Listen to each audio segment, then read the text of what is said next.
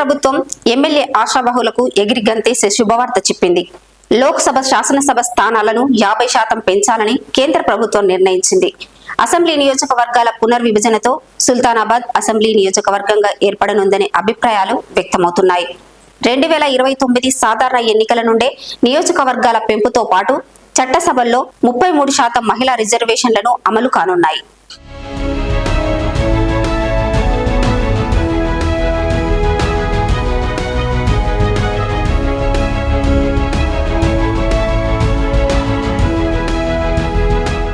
కేంద్ర ప్రభుత్వం దేశ రాజకీయాలలో కీలక మార్పులకు దారితీసే సంచలన నిర్ణయం తీసుకుంది. లోక్సభ, రాష్ట్ర అసెంబ్లీ స్థానాలను 50% పెంచాలని కేంద్ర ప్రభుత్వం నిర్ణయం తీసుకుంది.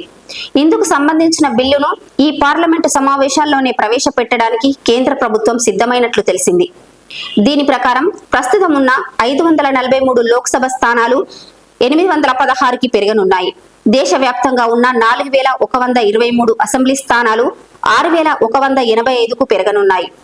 తెలుగు రాష్ట్రాలైన తెలంగాణ, ఆంధ్రప్రదేశ్లలో లోక్సభ, అసెంబ్లీ స్థానాలు గణనీయంగా పెరగనున్నాయి.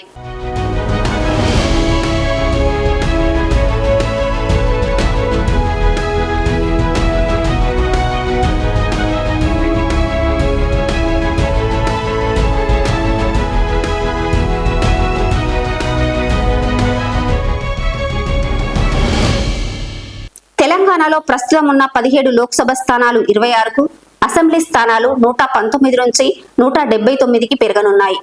అలాగే ఆంధ్రప్రదేశ్లో లోక్సభ స్థానాలు 25 నుంచి 38కి, అసెంబ్లీ స్థానాలు 175 నుంచి 263కు చేరే అవకాశం ఉంది. ఇందుకు సంబంధించిన సమాచారాన్ని సోమవారం సాయంత్రం కేంద్ర హోంమంత్రి అమిత్ షా, పార్లమెంటరీ వ్యవహారాల మంత్రి కిరణ్ రిజిజు, న్యాయశాఖ మంత్రి అర్జున్ రామ్ మేఘ్వాలా నేతృత్వంలో జరిగిన ఎన్డీఏ పక్షాల భేటీలో వెల్లడించారు. నియోజకవర్గాల పెంపుతో పాటు మహిళలకు 33% రిజర్వేషన్లు 2029 సాధారణ ఎన్నికల నుంచే అమలులోకి వచ్చే అవకాశం ఉంది.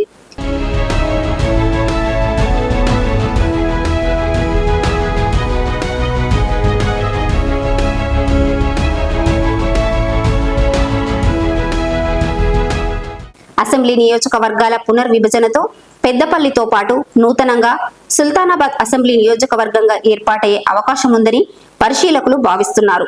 సుల్తానాబాద్, ఓదెల, కాల్వ శ్రీరాంపూర్, ఎలిగేడు మండలాలతో సుల్తానాబాద్ అసెంబ్లీ నియోజకవర్గంగా ఏర్పడుతుందని భావిస్తున్నారు. నియోజకవర్గాల పునర్విభజన ఎమ్మెల్యే కావాలని ఆశగా ఎదురు చూస్తున్న వారికి ఎగిరి గంతేసే శుభవార్త. నూతనంగా సుల్తానాబాద్ అసెంబ్లీ నియోజకవర్గం కావడం మంచి అవకాశం.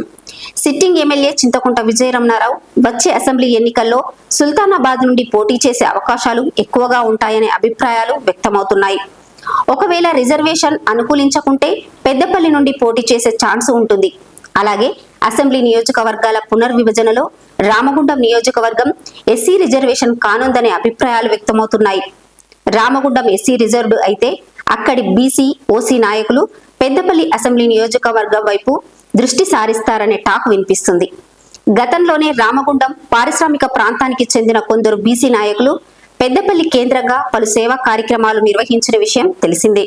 రామగుండం పారిశ్రామిక ప్రాంతంలో రాజకీయంగా ఎదిగిన బీసీ, ఓసీ నాయకులు పెద్దపల్లి అసెంబ్లీ నియోజకవర్గం పరిధిలోని ఏదో ఒక గ్రామానికి చెందిన వారే కావడంతో పెద్దపల్లి నుండి పోటీ చేసేందుకు ఆసక్తి చూపిస్తున్నారనే అభిప్రాయాలు వ్యక్తమవుతున్నాయి.